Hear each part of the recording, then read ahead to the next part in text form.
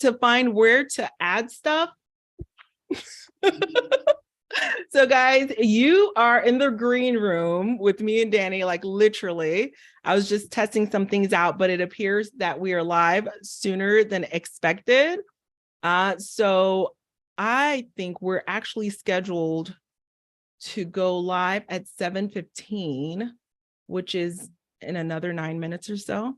What do you say, Danny? Do we want to just dive in, or do we want to leave and then come back?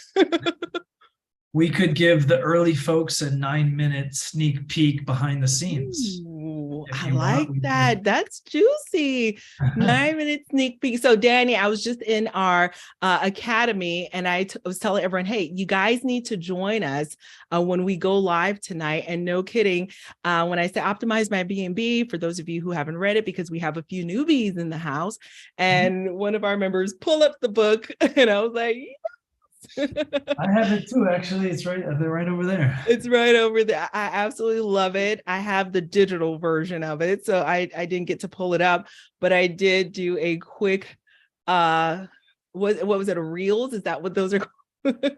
A reels this week about one of the top books, and definitely a household name, right, Danny? Well, I'm in Medellin now. I'm in an Airbnb in Medellin now. I own an Airbnb here, but this is not what I own. And believe it or not, I have been recognized 4 times in public the last 2 weeks, which is a huge record for me. 1 was my personal YouTube, and 3 were my professional YouTube, and 1 was the book. And so like it happens like maybe once every other month. So 4 times in 2 weeks, I'm like, whoa, what's going on? I'm getting famous. This is great. You are famous. Like I was telling the members, this is Airbnb royalty here, so make sure.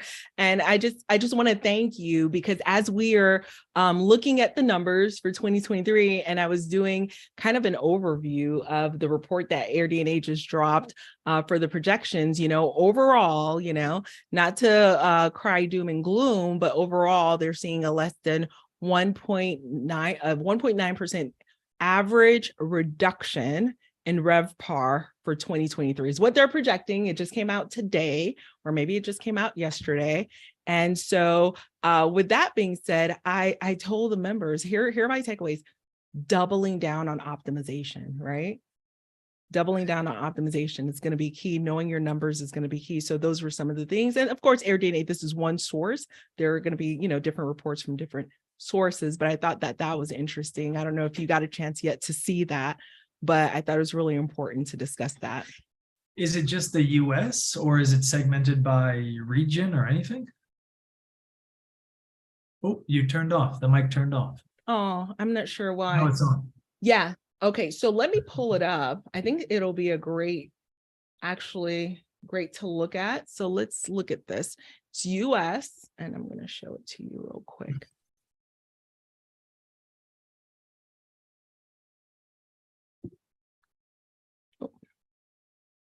Oh, did I just delete it? I love all the tech stuff, Okay, so here we go. So US, and if we look here, you see that there's an increase in supply, of course. Available listing, they're projecting 1.4 from 1.27 of 2022. They're forecasting a 9% change in nightly rate. So it's going to increase, but we're not going to see the large increase that we saw from 21 to 22. The demand, however, look at the 2021 demand and 2022 demand versus the 2023 demand. What they're projecting is there is going to be an increase, but it's not going to be in the 20% the way we had seen over the last couple of years. Occupancy, a slight increase as well, but from 60% to 58%, that's a reduction. Actually a decrease in occupancy, not increase. Average daily rate, 278, ADR change, 1.7%, RevPAR, 156.98. And then the revenue change in RevPAR is a overall reduction by 1.6%. Interesting. Yeah, I haven't seen this, but it's a good guide, I suppose, but it's pretty general. Some markets are going to see an increase, some are going to see a decrease. So But I think, I'll go ahead, Daniel.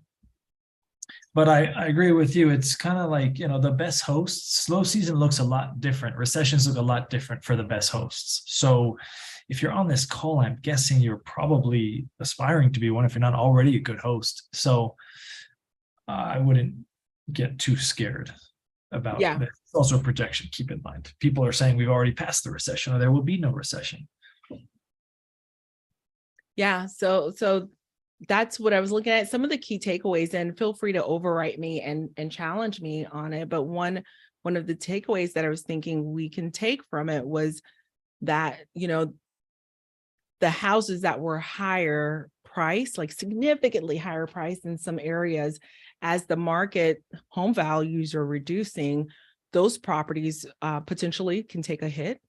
But for those who are looking to purchase to invest, it's an opportunity, not to capitalize on anyone's, situation, but a reduction in home values, I think may be impactful.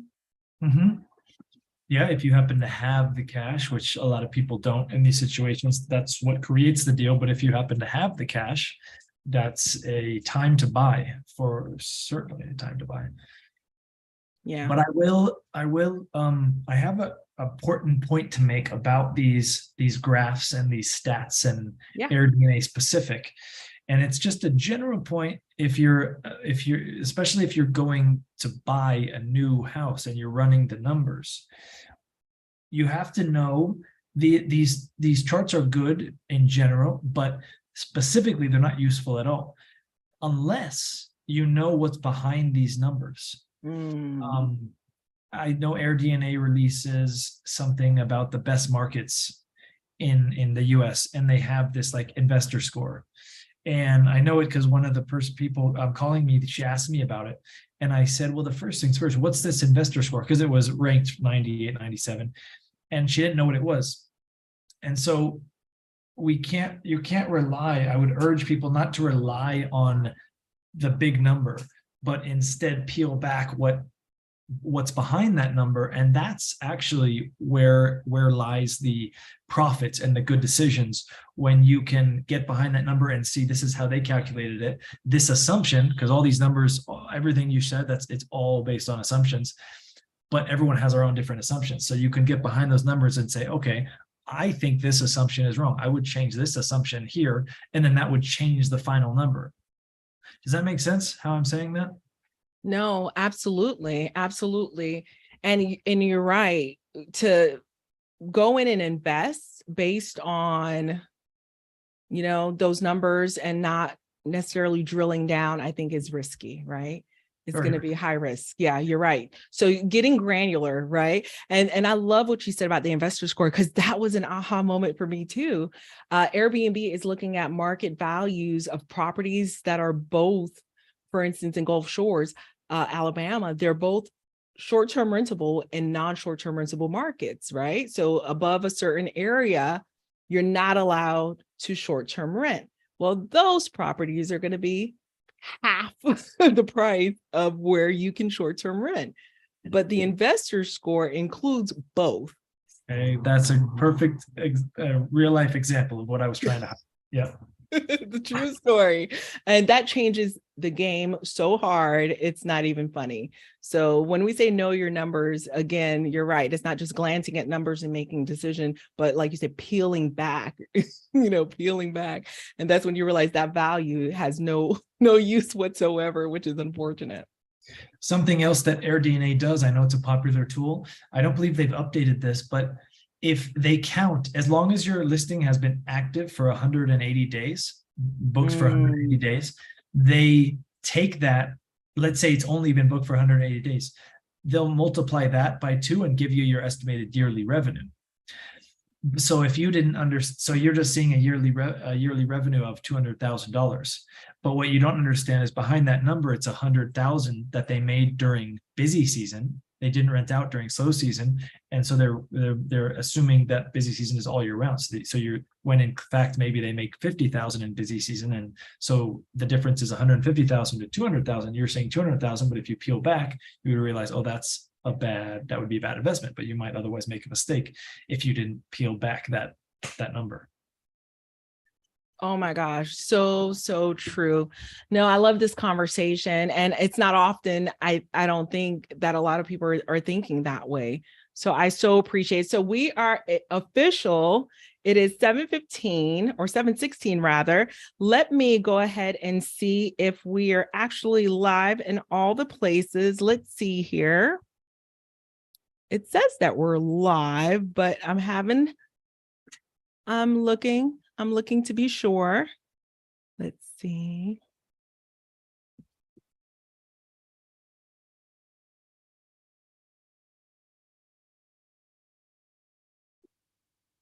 Okay.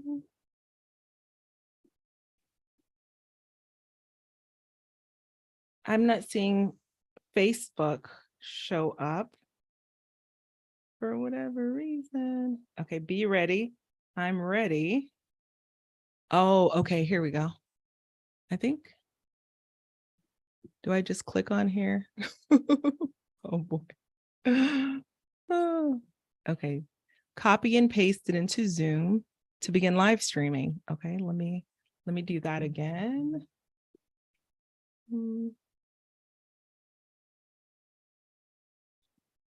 Let's see.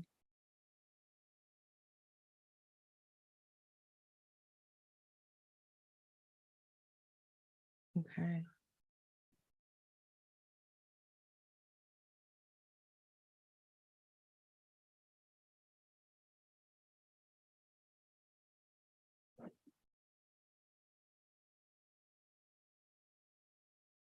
One second.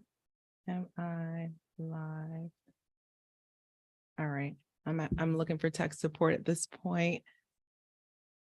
I'm also bad with this stuff. Okay. Yeah, I'm just glad I'm not you right now. Oh my gosh, they said I'm live. So you guys have been watching me fight for my life this whole time. I just texted in my life. Christian, if you can see me, for whatever reason, I'm not seeing any questions or views or anything like that. So feel free to drop our little tracker in the chat for me. I would really appreciate it. And I will go from there. You will be my eyes, Christian. For whatever reason, what I'm seeing is way different than what I saw last week. So if they made an update, guys, this is my day. Okay. All right. So thank you so much again, Danny. I am super stoked and super excited that you are here with us today. So for those of you who are seeing us and meeting for the first time, my name is Dr. Rachel Gainsborough. I am a luxury short-term rental investor out of Georgia. We also host in a number and a variety of places. I just think it's important that our community is educated and understands the numbers. You know, I want to demystify and debunk. Like I said a little bit earlier, living off of hopium. We're not just going to buy something and hope that it works out, but we want to drill down and get really laser focused on what the numbers are looking like, especially in light of the data that is coming down the pike. Okay, the economy is changing. We want to make sure that we are positioning ourselves to win. And so because of that, I am just super, super grateful to have the infamous Danny Rusteen here with us, ex-Airbnb employee, owner and operator of STRs as well. And he actually wrote an amazing and powerful book called Optimize Your B&B. And he has is it my B&B or your B&B? I don't know. I'm drawing a blank right now, but your company's Optimize My B&B, right? Yeah, website is Optimize My B&B, you too Optimize My B&B, and the book is Optimize Your B&B, kind of, because you're going to be doing it. I love it. I love it. So just a wealth of education. He's on YouTube, just providing a wealth of information. And the book, let me tell you, it is definitely a must read and one that's going to help us throughout 2023 and beyond in our hosting journey. So Danny, massive, massive welcome to you, to our community. And thank you so much for being here with us. I think you can do better justice to your introduction. So I'm going to be quiet and let you introduce yourself to the people real quick. I will do that. Thanks for having me on. And this is an interesting niche community, doctors and luxury space. So I like that. I'm Danny. For anyone who didn't know, I came from Airbnb. I was an accountant over there. And then I did a few steps until I got where I am now, which is basically all things Airbnb. I live in Airbnbs. This is an Airbnb here in Medellin, Colombia. I've lived in Airbnbs for 2,000 nights, almost exclusively since 2017, which gives me, and me alone, as far as I'm aware of all the kind of Airbnb gurus out there, I'm the only one that sleeps in Airbnbs as a guest. I see that perspective. And I think that really, even more than being an Airbnb, being a prior Airbnb employee, that gives me a perspective that no one else has. It's actually really interesting, especially as now an owner of an Airbnb here in Medellin, Colombia. It's called the Belmonte Penthouse. I'm branding it, and I've been doing it for just over a year now. And yes, I wrote a book in 2018. I have a YouTube and Instagram, and I'm glad to be here. Yeah, thanks for reaching out to my team and scheduling me here. Awesome. And so for those of you who did not get the inside scoop on the pre-show, Danny and I were talking a little bit about the data that came down the pike. Either it was today or yesterday, where AirDNA was sharing some data and their projections for 2023. And let me see if I can share that one more time, Danny, because I really think it's important as we strategically plan for 2023. What are our goals? What are we going to do in the upcoming year to make sure that we operate differently, to make sure that we, I would say, double down and not setting it and forgetting it, right? So here's the outlook, and I think AirDNA is a very interesting company, right? It's what I use a whole lot. I use them a whole lot. I'm going to put that out there first and foremost, but I use it not with a grain of salt, but I definitely try to understand where the numbers are coming from, right?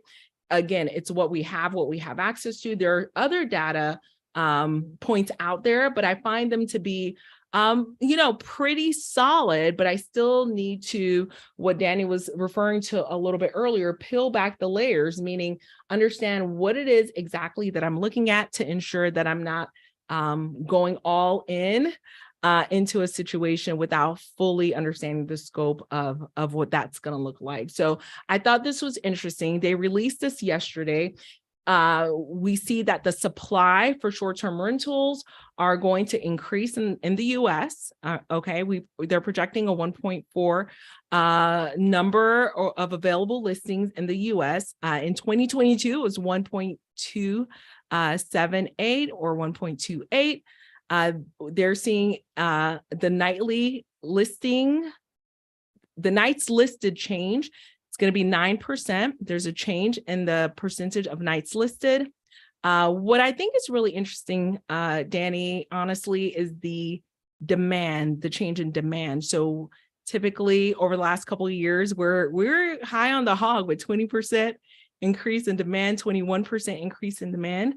And we're only seeing a 5.5% increase in demand, still an increase, but nevertheless, and this is across the whole country, still increase in demand, but lower than we would have expected. Any thoughts on that, Danny? I think part of what actually goes into play there as well, understanding that this is an estimate, is that Airbnb back in the day, maybe even a year ago or more, as in a guest perspective, it used to be like a darling. Everyone loved it. Oh, Airbnb is so cool. I'd stay Airbnbs. But this year it's gotten heat in that, the cleaning fees are ridiculous. The prices are ridiculous, $100 a night, but you go to check out as $250 a night. And then there's a hashtag going around Airbnb bust. People are charging a cleaning fee and then asking you to do a bunch of out cleaning tasks upon checkout. I've always recommended against that for a decade now. It's a bad idea.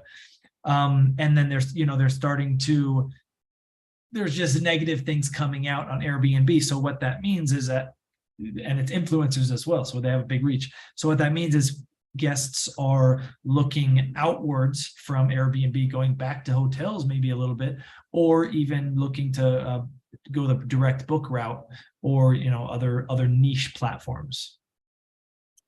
Yeah. So what we're seeing is an overall increase in the number of listings, and a slight decrease, or a decrease really, in the demand from what we had expected. So altogether, if we go down here to the RevPAR percentage change, altogether, AirDNA is projecting that the average short-term rental is going to lose about 1.6% of revenues overall. Yeah. In 2023. So that's what's projected. So Danny, to you, is this all doom and gloom? Is everyone going to lose in this situation? How would you interpret this forecast? I wouldn't do anything different. And I'll tell you why. Because I'm the best in my market. I'm the best I can be, and I'm always improving. So recessions and slow seasons hurt good hosts less. However, this is great in that if there's hosts on here who look at this and then they're scared and like, oh, I could be doing a lot more and I'm not doing it, then it served a good purpose, because this host is going to start doing what they should have been doing the whole time. So as long as there's winners and losers in every market. As I mentioned earlier, folks who are on this call are probably more likely to be in the winning side, in the top 25th percentile. So no, it's not all doom and gloom, but it's like, if it kicks you in the butt and makes you do what you should have been doing anyways. You can't control the economy. You can't control the negative guest sentiment. What you can control, you should control, and that is keeping an optimized listing, giving guests the best experience you can, managing your prices, etc. I love that. And so enter Danny, and that's why you're here with us today. So I'm so appreciative that you are here to just give us some highlights and some pointers on how are you optimizing your properties lately, because I do know that, that is the cornerstone of Optimize My B&B. And the backbone, of course, is, having the optimal photos, having an optimal listing descriptions, really being, that type of host that has the guest in mind all along the way. So what are you seeing that a lot of guests are missing right now, or what big mistakes are you seeing, and how do we fix those mistakes? The big mistakes. Well, I mean, it's kind of the same. It's so if you were a guest and you go on Airbnb, there's a few, you have, taking a step back, you have to understand the guest reservation flow. It follows a very consistent flow in that there is information the guest wants and needs at certain points of the reservation process. And so I think hosts don't have a good grasp of this. And how I know that is when I optimize listings, I see, for example, checkout rules in the check-in message or in the house rules before they even book the listing. So anyone who's here who has that, take that out. That's not the right time in the reservation process when the guest needs to know it. And it has a double effect in that the guest now starts to understand, okay, this host doesn't know what they're doing. They're wasting my time. I don't need to know checkout rules. So then they're going to stop reading. And then you have them, the important stuff that you're trying to communicate, they're probably not going to see. So the reservation process is a big point in improving hosts game. And then my basic tenets is title, photos, and text. There's strategies within each of those categories, and we can go through it now, or we can wait to see if someone has a specific question about that. But it all focuses on differentiating yourself from your competition in a way that increases your conversion rate. And we do that by communicating more information to the guest in a shorter amount of time. For example, bullet points in the text rather than 98% of listings have big block text like you read in a book. But we're not reading Airbnbs like a book. I love that. And it sounds like it's just small things sometimes, right, Danny, that counts? There's 100 small things that you should be doing, none of which is going to make you successful. But if you're thinking about all these things, and they're not like, you're not managing 100 things every single day. It's just 100 points in your hosting journey. You can decide to make that, you can decide to think about that interior design all the way from the beginning, looking at the numbers. This is all one of the 100 things, looking at the numbers, how you furnish the place, how you message the guest, how you optimize your title, your text, your photos. So there's 100 decisions you can make to be a successful host. I love that. And so, Danny, tell me a little bit about, how this came to be. I know I jumped all in. What prompted your passion for going into this to the point where you live in short-term rentals, you live in Airbnbs, and you teach others how to optimize? Could you tell us a little bit about that journey?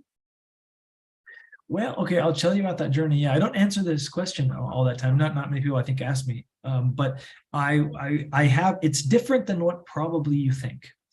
So I got into the space just by the fact that, there was a random conversation in my kitchen 10 years ago, and then I applied to Airbnb and got in there. It was a great company. I was having a good time, getting paid well. And then the company, I actually got fired. I say that in the book for anyone who's read it. And then my life kind of changed a little bit. But I kept with Airbnb. At this point, I had a decision. Do I continue? I'm a CPA. Do I continue with that route? I've already been at a few companies. Or do I go with the Airbnb route?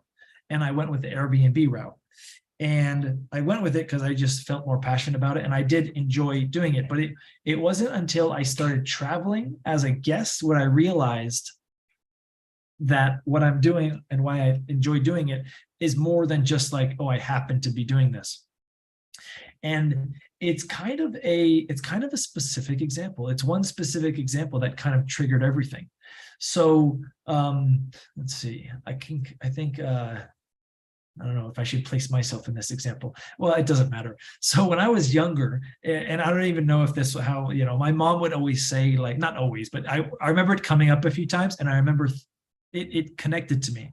And it was something, I think it was like, like whenever you would see something about French in the news or something, she would sometimes make a comment like, oh, French people don't like American people. And that was like kind of, common knowledge. French doesn't like Americans, whatever. So I was like, oh, okay, interesting. So I don't like French people either. And then, and that's true with a lot of different countries. All these countries have their different, even Russia and Ukraine right now. If Russians were to meet Ukrainians, they'd be like, wait, you're just like me. You're exactly like me. You even speak the same language. So I went to France to do Airbnb Open. And I remember being like, these people are just like me. They're literally just like me. And so what did Airbnb give me? Airbnb made me, enabled me to travel. And then I met French people. And I was like, oh, these French people are just like me.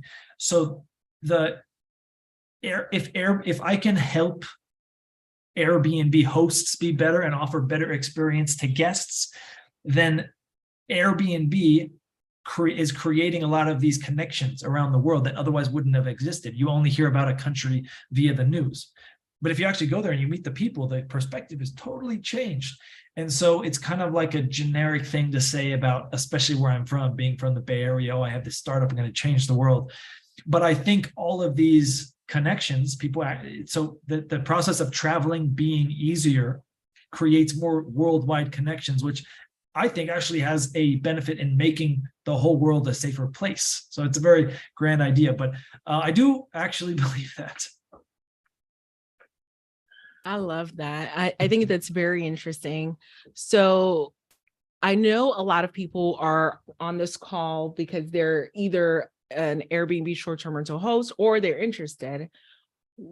In your opinion, what do you think is an important personality or character trait or a strength that someone needs to hone into if they're going to be a great short-term rental host? I think your audience are doctors, right? Predominantly, at least.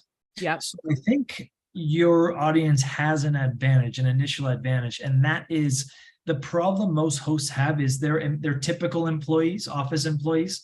There's nothing wrong with that, but what they do is they have a more focused view on work, rather than like managers and doctors who are seeing more of the strategic areas, problem solving. And when you become an Airbnb host, you're not an employee. You don't have an employee mindset anymore. You're a business owner.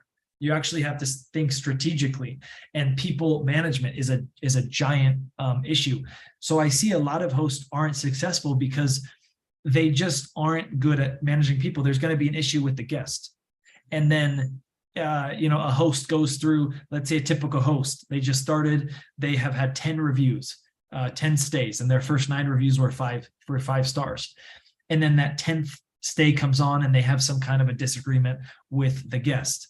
And so they're thinking in the short term, all right, well, I've had 9 good reviews. The 10th, I'd like to get a good review, but I don't like this guest. So they can, some expletives. So they get a bad review.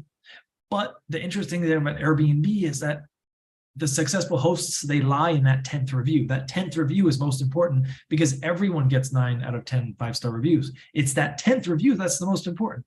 So the main thing is step back with more strategic, problem-solving, entrepreneurial mindset. There's a problem, it can be solved. The guest couldn't get in at 9 o'clock.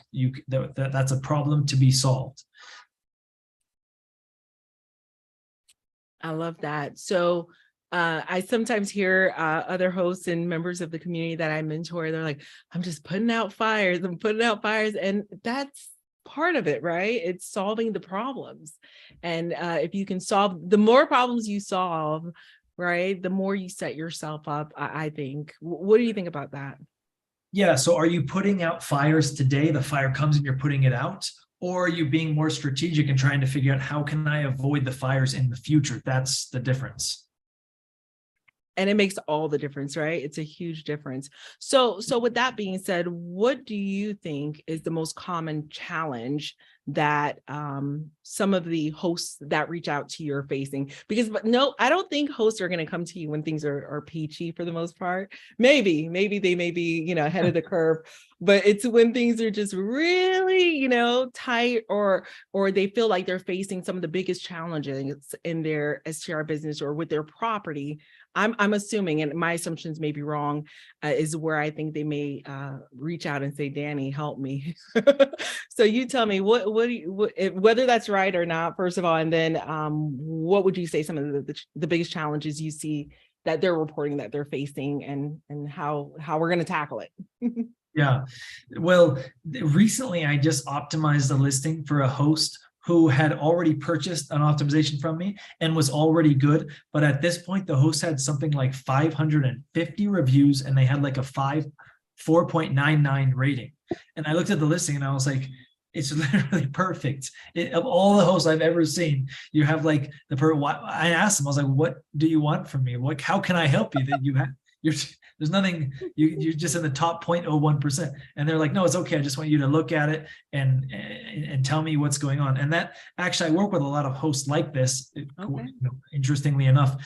And it kind of makes sense though, now that I'm in this game, is the best hosts are seeking help. The worst hosts aren't actually seeking help. So that's why I'm saying if they're on this call, you're probably towards the top end of the spectrum. But on Airbnb, a 4.9 on Airbnb isn't that good. You're in the top 25%. You're bordering on that at 4.9. That's how competitive it is. But the thing that most hosts talk about, I had a call today, in pricing. Pricing gives hosts a lot of problems. And I understand why, but it's not as difficult as it should be. I mean, I don't know if pricing is like very visual though. I could talk about it, but it's like, I like to do videos and put it on the YouTube, like, here's the customization, here's why you would use the customization, and here's how you would use the customization. But that's by far and away the biggest topic, pricing. Got it. Yeah. And I know that is something that is near and dear to all of us as well. I was just on a call this morning with Richie and his team from Priceless as well. Yeah. Mhm. Yeah, so that's the tool that I use personally, but there's some great pricing tools out there, to make sure that we're using dynamic pricing. So for those of you who are new to us today, that's very important. You don't want to just set one nightly rate for the whole year. I hope you should know about that by now if you're in this community, but it's important to make sure that you're optimizing your price as it relates to your listing. Okay, so let me Yeah. see here. I'll give another more listing based tip that basically I think 95% of the times I see is an error, and that is too many photos. Mm. And I think photos is a highly converting section of your Airbnb. And a lot of hosts do this wrong, I think, because just by default you think the more the merrier. And also Airbnb promotes it. Hey, put one hey, we have a good idea. Put one photo of every angle in your room. So 4 photos of the living room, 4 of the bedroom, and that's wrong. What you need to do Okay. is, again, give the guest as much as they need to feel comfortable with booking, and that typically is 1 angle per room, depending on how big your house is. If your house is small, then you would do, I call them spaces. Just it could be 1 room, but it could have a few spaces. The TV with the couch. Maybe there's a armchair, which is like a reading space. So if it's a small room, you'd have to take photos of spaces. But if you have, I'll just throw out some numbers. If you have a 2-bedroom, 2 or 3 bedroom, you should have around 15 photos. No more than 15 photos. If you have a 4-bedroom and more, I mean, up at the upper limit, homes should never have more than 30 photos, maximum.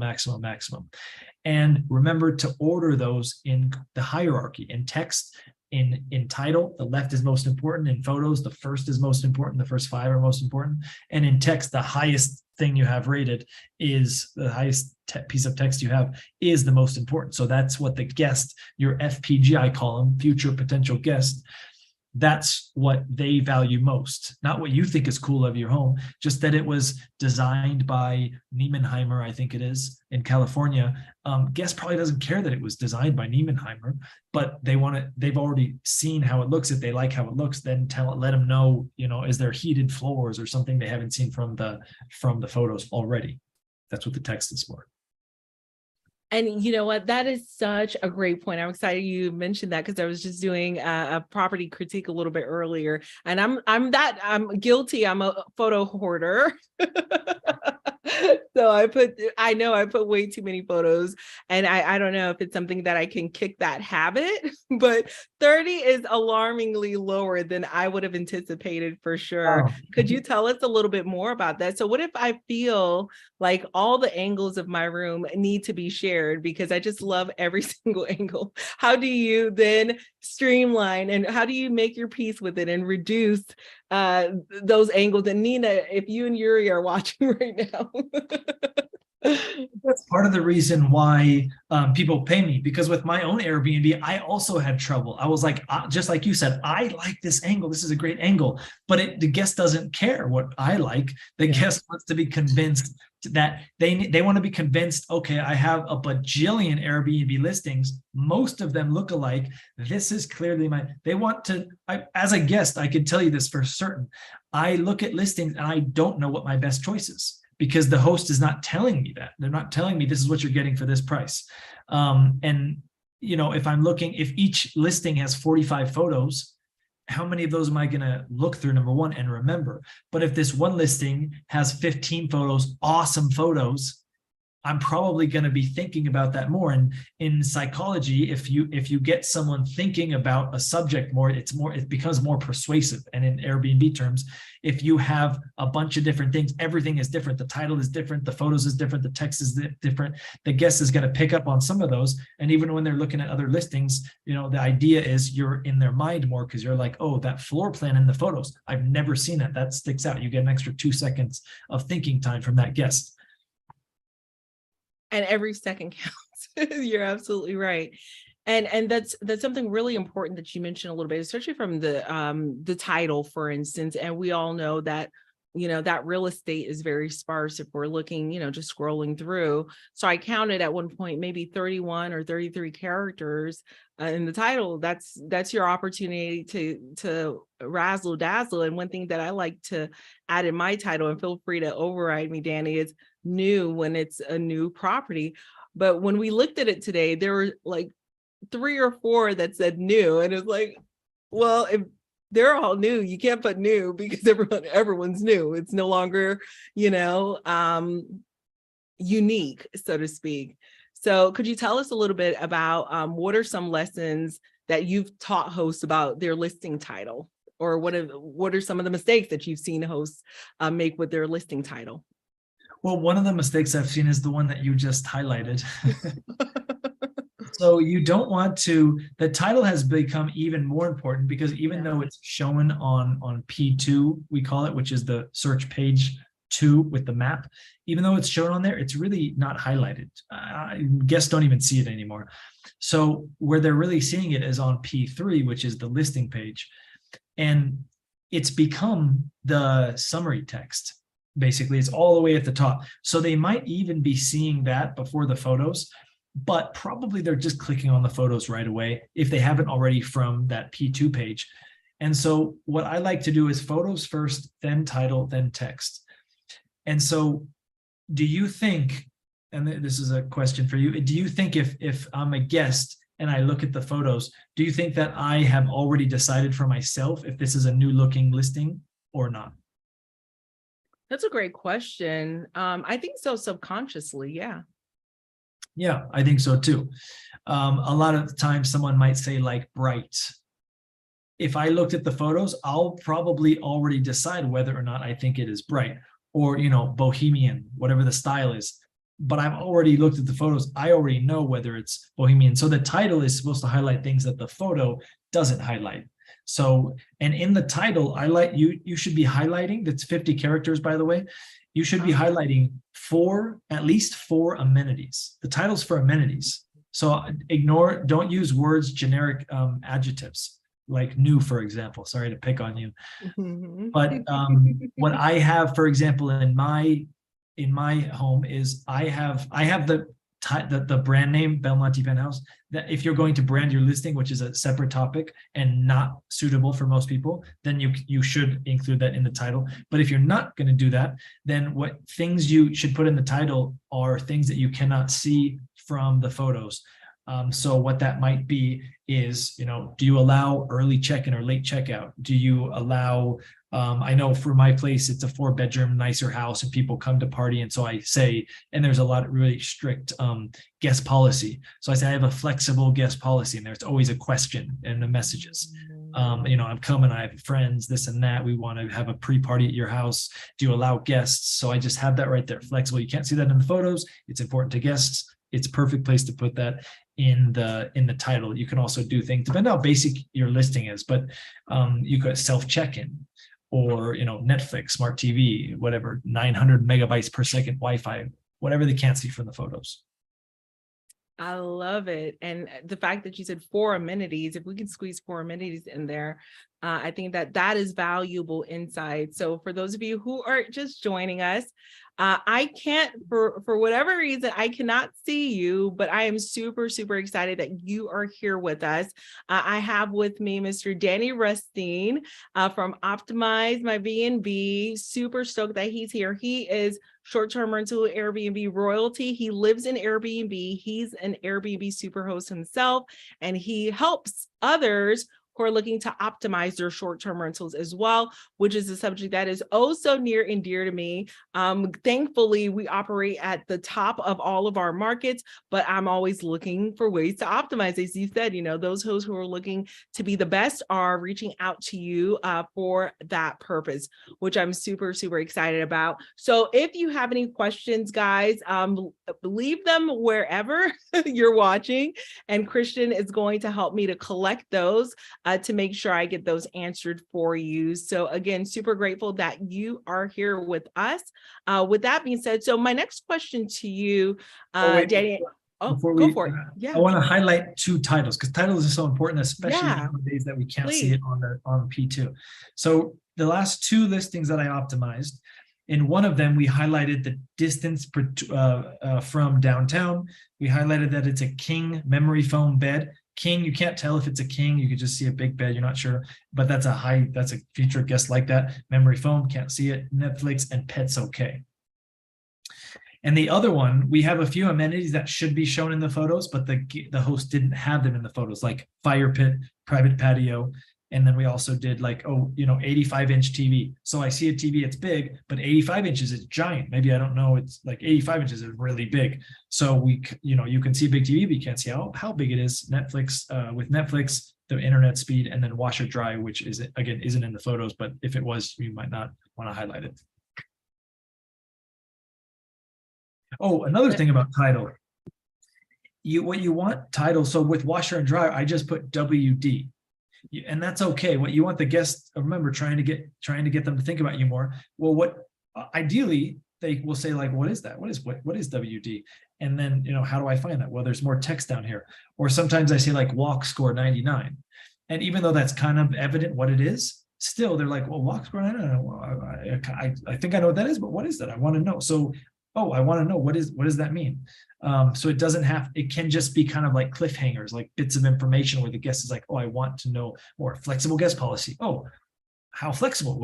I want to know more. Yeah, and I like that a lot. I almost feel as though it ties into the photographs as well. It's like you're giving them just enough to know all of the angles or all of, how the property looks without overwhelming them with all the information at first, kind of like a cliffhanger. Oh my gosh, this room looks amazing. I'm gonna have to book to see what it really looks like in person. I don't know, but I can see, being overwhelmed, going back to the photos with, 8 angles of the same room, although there are 8 amazing angles. So I do like the bite-sized pieces of information.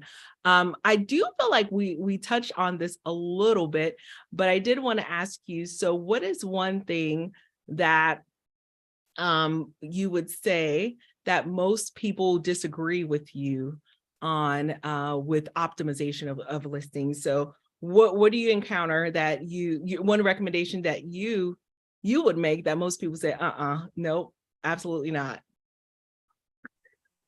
That's a good question. I think the first thing that comes to mind is listing on how many platforms should you be listed on. Ooh, that's a hot topic.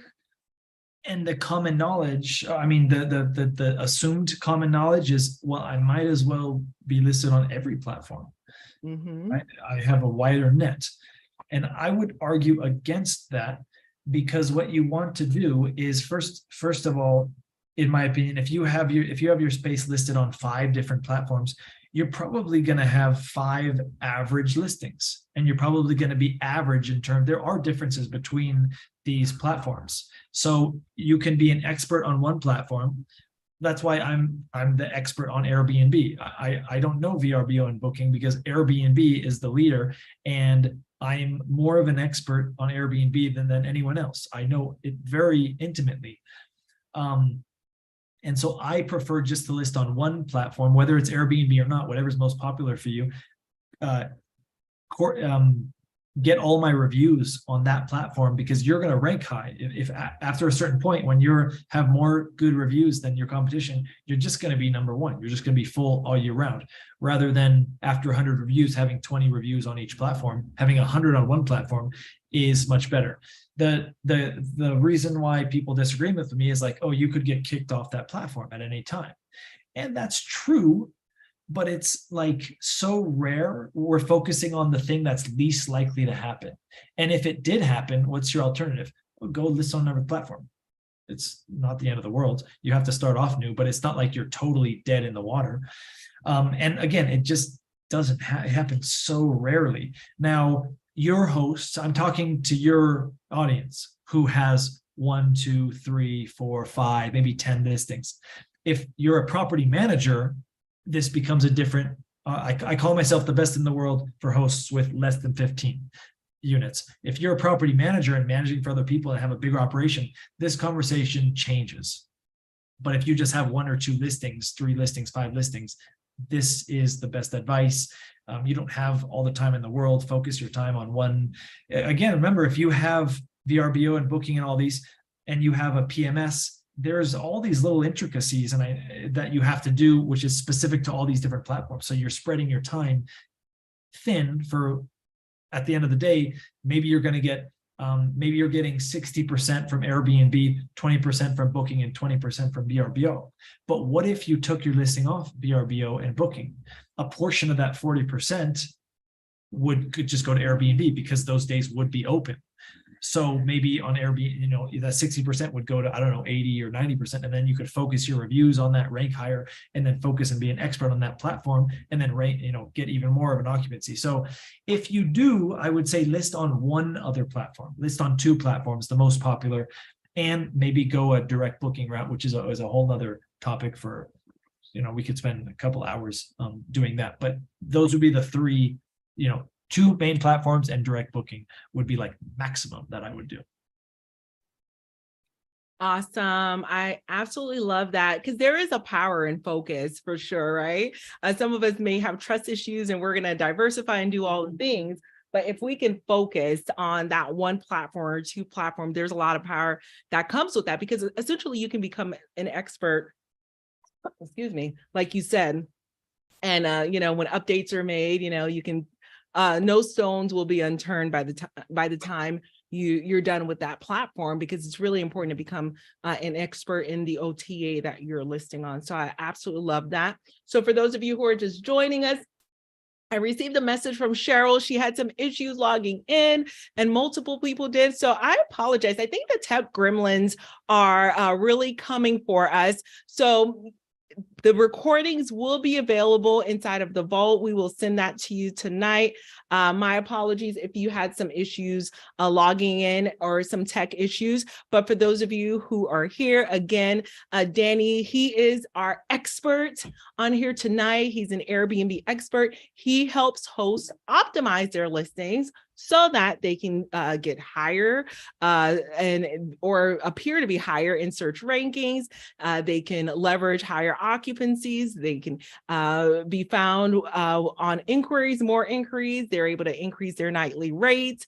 You'll get more listing views, more conversions, and more credibility, right? The more 5-star reviews you have, that is the more credibility that you will have in the marketplace. And all of those things lead to, I believe, an increase in revenue, because here's the deal.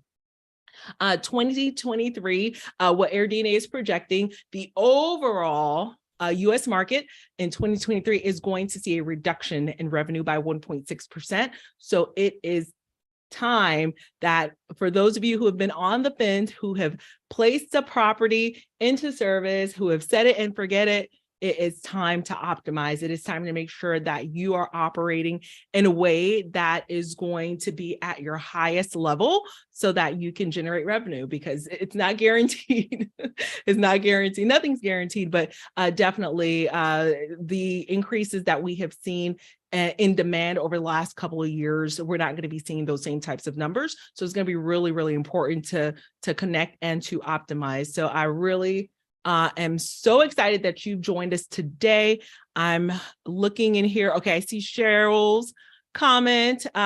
Feel free to drop any questions that you may have. So far, guys, we went in, we talked about photos. Much to my disappointment, Danny wants me to reduce the number of my photos. So we're going to, that's a work in progress. We talked about the listing title. And Danny gave us some great examples of listing titles and how not to waste those 50 characters. So you counted 50 characters, which is amazing. How not to waste those 50 characters on, you know, things that is obvious to the guest, right? So one of my favorite things were new and king size bed, because I love a king size bed. He slapped the new down. He's like, nope. But king size bed, he agreed with that. So I feel like I'm 50-50 with Danny so far, and I love it. And I'm here for it, because we're always looking for ways to improve and for ways to optimize. So the next thing, Danny, and so for those of you who are just joining us, feel free to drop your questions because this is a huge, huge treat. And I'm so glad Danny's here with us. We talked a little bit about Danny's story, how he came into being an Airbnb, what is it?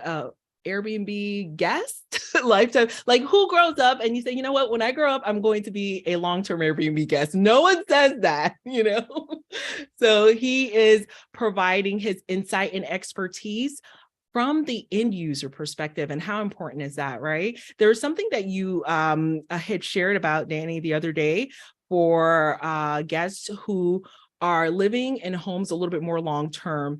And you had stated that this host had continued to get like 5-star reviews because as a short-term stay, but you were going to stay there long-term. And there are nuances and annoyances that mid-term guest encounters, that a short-term guest would not have necessarily encountered because they're in and they're out. So it's not worth them, addressing that. And I just thought that was so key because a lot of us are looking at, especially in the suburban areas, hosting as midterm rental hosts as well. We're helping those who are displaced from their home. Insurance policyholders have had the opportunity to host that avatar for the past 2.5 years. So I thought that was very interesting. Yeah, if you're targeting, I think you're referring to a YouTube video I did when I was staying in Bali long term, and Bali's typically a short-term market. And this listing had fantastic reviews. And I stayed there and I was like, I'm so unsatisfied with this place. And the reason why is because as a long-term guest in that moment, I had other wants. So what they provided breakfast. So they had someone come over and cook in the kitchen with the breakfast. But as a long-term, they didn't provide that. And so I was cooking myself, and the kitchen amenities were horrendous. I'm talking like on one of the knives, they had duct tape. And so, if you want, I'm here sitting at a desk. So if I'm on a vacation for 2, 3, 4, or 5 nights, I can sit at the dining table. That's fine. But if I'm going to stay for a month, it might become a bit of an issue. I'd rather have a desk with a desk chair. I have a desk chair here, actually, which is very uncommon. So things that are just kind of annoyances for short-term guests become real issues for long-term guests. I saw one house which was monthly only, and they had a desk, but they had like a beanbag type chair without a backrest. And I was like, well, that's such low-hanging fruit, for a 1 or 2 night stay. Yeah, probably that's fine. If you like the house and the location, fine. But for 30 days, a lot of people are going to be like, no, I'm not staying at that place because of that specific thing. So you got to think about these type of things. Washer and dryer becomes more convenient. I think in the US, everyone has a washer and dryer, so that probably doesn't matter. Yeah, most people do. No, so good. That is so good, because part of the whole strategy for a lot of us who are looking to expand our reach, a lot of people are reaching out to me about the midterm rental strategy, and that is part of it. Fully stocked kitchen with, great cooking tools, that are quality, not just, the bland knife, but yours was taped up with duct tape. So I think that's very interesting. That's even worse. I do have a question. Cheryl, thank you so much for dropping in your question. So Cheryl is newer to short-term rental hosting. She says, what are your top 3 tips for someone very new to being an STR host? So your top 3 tips, Danny. Well, congrats on joining this as such a new host. My top 3 tips. So I have a video that I want you to search after this. It's top 10 tips. It's just like 8 minutes long. It's top 10 tips for new Airbnb hosts. I think it's actually my most viewed video. And so the top 3 things that you should be focusing on. Let's see, what should they be? I mean, there's a lot of things, but okay, I think I have them. I have 2. Okay, I have 3. So the first one is going to be, when you're a new listing, you have to follow my new listing calendar strategy. And that is to start you off with good momentum. And there's a whole strategy behind that, but the idea is to get you 3 quick reviews. And the reason why we want 3 quick reviews is because once you get that 3rd review, the stars start showing up on that P2 page that I mentioned earlier, which is with the map. Without that, you don't have the stars. And so there's a whole bunch, and you don't want to be a new host waiting a month for your first review. So you shorten your length of stay, just like 5-6 days maximum. You want to get ideally 1 day, one day. So you want to get those 3 reviews, because as a new listing, you're not proven. There's a whole segment of guests who are just ignoring your listing without reviews. They don't want to deal with it. They might be first-time guests. They rather would go with listings with current, recent good reviews. So that's number 1. I don't see people doing that first. They overvalue their house first. So the part of the new listing calendar strategy is rock bottom prices for just 3 weeks, 3-4 weeks, until you get that 3rd review. Then you open up the calendar, then you raise the prices. Because in those first 3 reviews, the priority is the reviews, good, long, lengthy, positive reviews, not profit. Profit, not your goal in those first few reviews. The second is going to be the digital guidebook, which is an underutilized service, especially because it's free, from our friends at Hostfully. And what that does is all the common questions that a guest, this is especially important for long-term reservations, but all the common questions that a guest might have: Wi-Fi, how to empty the trash, how to reset the Wi-Fi, how to work the hot tub, any kind of amenities, complicated dishwasher or coffee machine. It gives the guest a digital guidebook, well organized, that answers all their questions. There's a strategy to get the guest to open that digital guidebook, but once they realize what it is, they realize, oh wow, all of these 9 common questions, they're all answered here, so they don't have to wait for you to answer them. That's a huge improvement in the guest experience. And the last thing, I think I already forgot about the last thing, but let me think of another one. I think what I was going to say is messaging. Messaging is a important aspect of it, going along with the guest reservation flow. It follows a flow. And so actually I'll offer all of your viewers a discount, which is provided in the book. So if you already had the book, you probably already got this, because it's probably my best-selling item because of this. But it's my message template, series of 11 messages. And if you use, I believe it's Optimize Book. That's the code, and it'll give you $50 off that message templates, which is $75. So it'll cost $25. But what that does is it helps you understand what information you should send to the guest at what point. And it has the effect also of increasing your review rate, which on average is 70% on Airbnb. My review rate hovers in the high 80s. And what that does is when you get a negative review, it'll affect your rating less, because you'll have an extra 15-20% of reviews on your profile existing. I love that. Thank you. I just added that to the chat, Christian. Optimized Book is the discount, and we'll go ahead and find that link for those of you who are here with us and those of you who are watching the replay. Elena, so Elena's asking about the video link. Could you remind me of your YouTube channel's name so that we can drop it?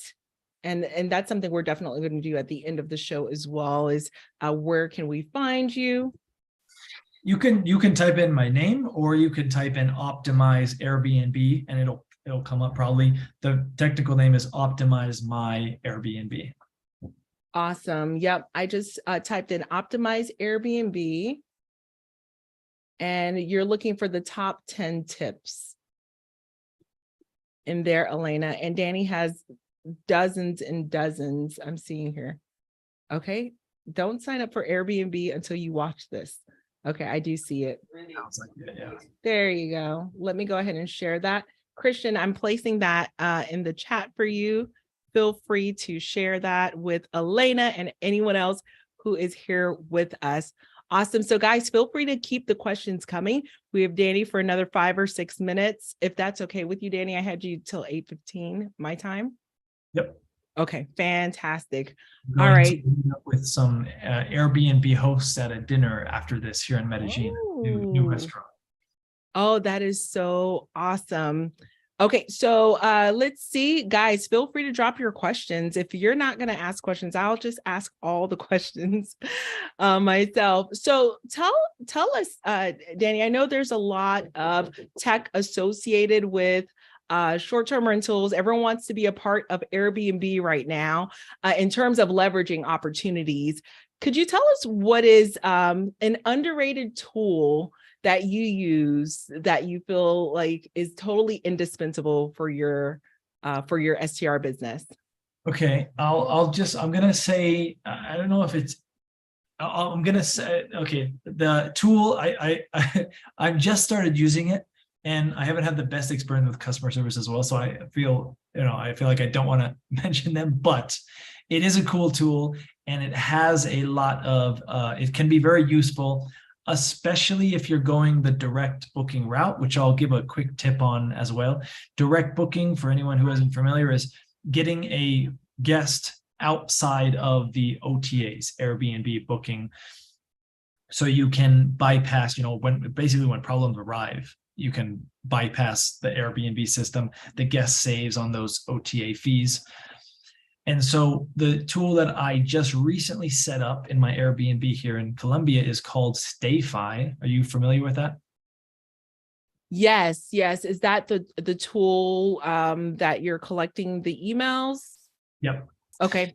Exactly. So when you're in, Starbucks, for example, and they ask you, hey, just give us your name and your email. I think they ask for like birth date, address, all this stuff, too much stuff. But that's what StayFi is. You're getting, here's the Wi-Fi, but you have to sign into the Wi-Fi with I did the name, email, and phone number. And so that gives me a list of my prior guests. This works especially well in places where there's repeat guests, but it still works well even if there's not, so that you can later on email them and even text message them to get some direct bookings. This is especially relevant if you do it during low season. You can offer a friends and family discount. Hey, any of your friends and family, I'm giving an exclusive discount to you. And another, so the tip as it relates to direct booking is that this is kind of a hotter topic recently, direct bookings, and it can get very complicated. I've been doing the direct booking route over the past year, trying a bunch of stuff out, and it can be really time intensive. So what I would say is the best way to do direct bookings, if you wanted to go that route, is think about the quality of your home and think about what kind of businesses are in your area that have incoming clientele and who might need your space, or your space might be very useful to them. So if I was just talking with a host in Sarasota, and she has a bunch of plastic surgery places nearby. You go into plastic surgery, you're going to stay for a week or two. So if these plastic surgery places are offering some kind of a package and she's really nearby that place, she can go there and say, hey, I have an Airbnb. It's nice and it matches, it's nice and it matches your kind of clientele, high-end plastic surgery place. You can offer it to your guests, very convenient. So that's kind of the lowest hanging fruit that I would say in my experience doing social media, making videos, etc. That's the lowest hanging fruit, just going to businesses nearby and offering your space, letting them know about you. But understanding as well, you're not going to go to a Fortune, if you're in San Francisco, you're not going to go to Airbnb and be like, hey, I have one Airbnb for you. No, in that case, you would go to some kind of a local, maybe there's a dentist known and people are flying in all the time doing dentist work or some kind of surgery. Maybe there's a school and they have a preferred list of, houses nearby. So yes, that's what I'm doing now. So I'll update you. And if you end up doing that, I would love for you to update me, see if that strategy works, because we're going to test that together. Oh, I love that. So for those of you who are just joining, I hope you're picking up as many gems as possible, because that was a big gem there. Okay, we have another question. Thank you, Cheryl. Cheryl says, what are the biggest mistakes new hosts make? And I know that some of us had issues logging in, but would you mind touching base on that again for us? Danny, we spoke about it a little bit, but I would love for you to offer your perspective here, if there's something else you'd like to add as well. New mistakes that new hosts make. Mm-hmm. Biggest mistakes that new hosts make. So we have some new people who are new to short-term rentals. They're about to purchase, or they have one that has recently launched. So the question is, what are the biggest mistakes new hosts make? But didn't I answer that? Yes, you did. Unfortunately, it took is this 20 the- minutes for some people to join. So they're just able to join us now, unfortunately. Okay. Was this the same Cheryl though? I wonder asked if it the first time. Cheryl asked, what are the top three tips for new hosts? And Oh, now got it. she's Now asking, what are she's the biggest saying, mistakes? oh, got it. Okay. Yeah. Deja vu, right? But yeah, well, if she was asking the same question, I was going to ask her a question because she's Oh, probably thinking of something specific. But the three mistakes that new hosts, or just the one biggest mistake, just one. one biggest mistake. Yeah, the thing is, it's hard.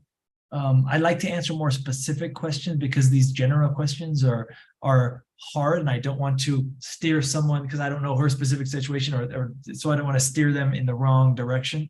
Mm-hmm. But let me think about something that I personally see many hosts make a mistake on and how that can be improved.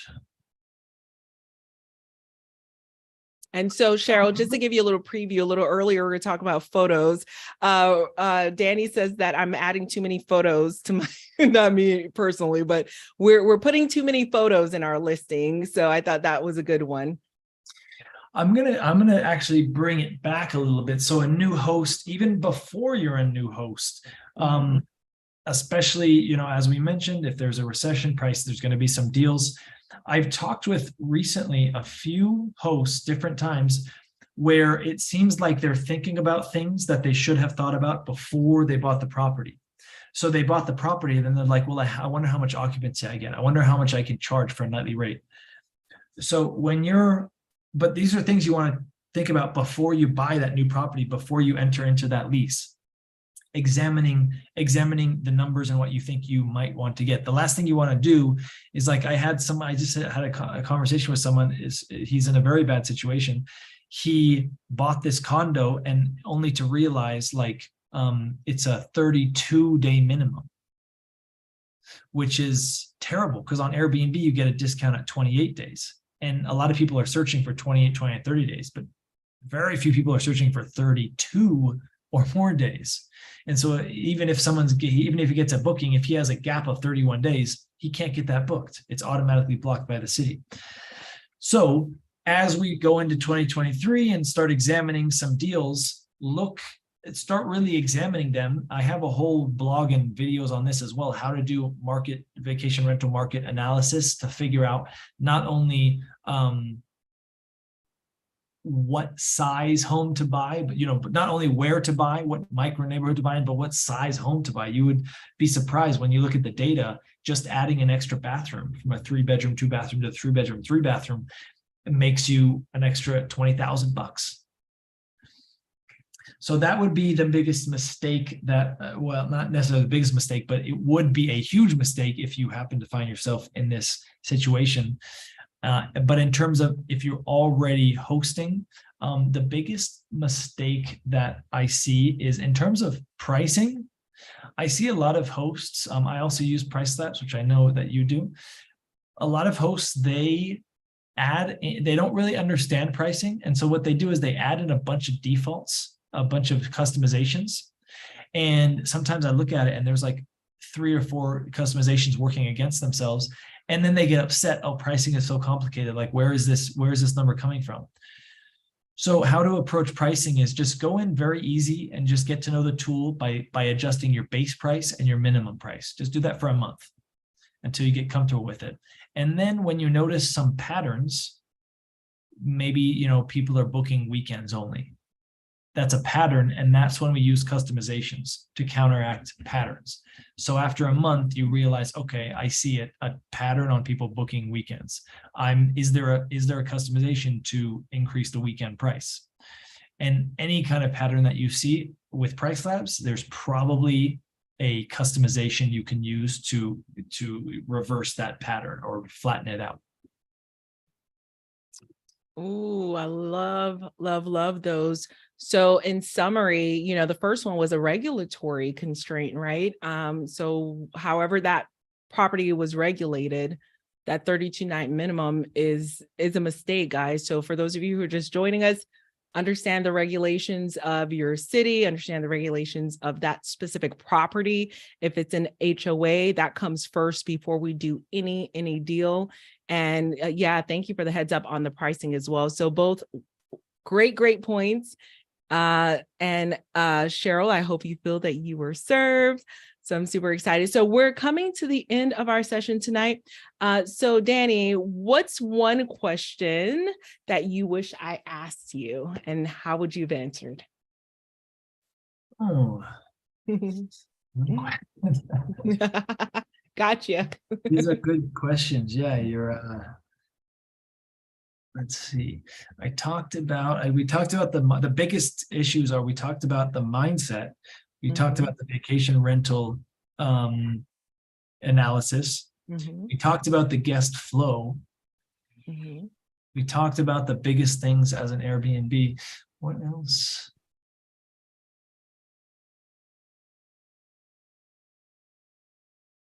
Maybe I hope I'm not sidestepping the question, but you haven't yet asked me, how might your guests find me and get in touch with me, get more material after this call?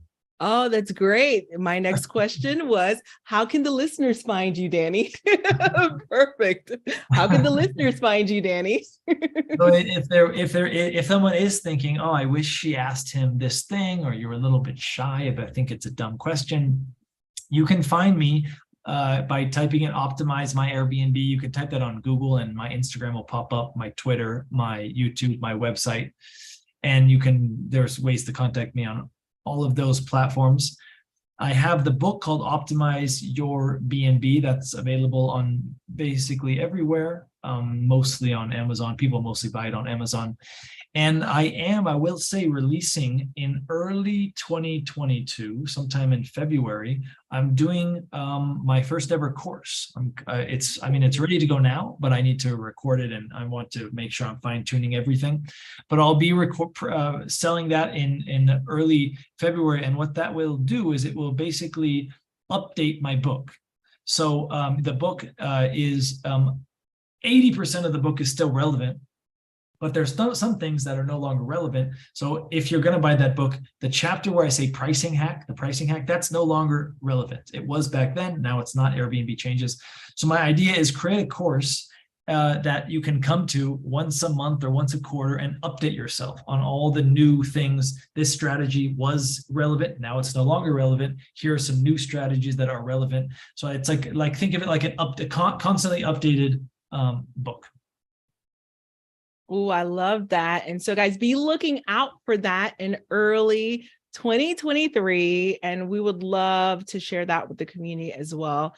So Danny, I thank you so much for being a wealth of knowledge and pouring into the short-term rental Airbnb hosts out there and just putting the information out there, because I know it takes a lot of effort. It takes a lot of time. You're essentially the guinea pig that is living in these Airbnbs and relaying your own insights and your own information to hosts so that we can make hosting better and we can rent responsibly and do all the things that are great for our economy as well as the economy as a whole. So massive thank you for that. Any final words before I let you go? Well, until we speak again, happy hosting.